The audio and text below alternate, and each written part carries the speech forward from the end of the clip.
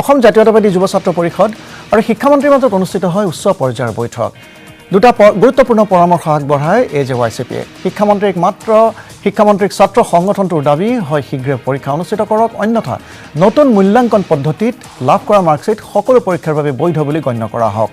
AJYCPৰ দাবীৰ প্ৰতি শিক্ষামন্ত্ৰীয়ে সহমৰ্মিতাৰে বিবেচনাৰ আশ্বাস দিয়ে। ছাত্ৰ ছাত্ৰীসকলক চাপমুক্ত কৰিব লাগে। আমি অসম জাতীয়তাবাদী যুৱ ছাত্ৰ পৰিষদে এটা কথা স্পষ্টভাৱে কৈ দিছোঁ যে মাৰ্কশ্বিট যদি স্পেচিয়েলি যিখন এতিয়া আপোনালোকে দিব সেইখন সকলোতে প্ৰযোজ্য হ'ব লাগিব।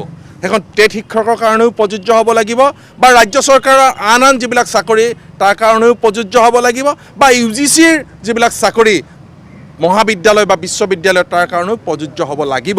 কিন্তু তাকে হ'বলৈ যাওঁতে আমি এই কথাও কৈছোঁ যে যোৱাকালি শিক্ষামন্ত্ৰী ডাঙৰীয়াই যি কথা কৈছে বা মুখ্যমন্ত্ৰীগৰাকীয়ে যি কথা কৈছে যে 100 নম্বৰ পৰ্যন্ত নম্বৰ পাব, তেনেধৰণে নেপাবলগীয়া ছাত্ৰক নম্বৰ দিয়াটো কিন্তু আমি বিচৰা নাই।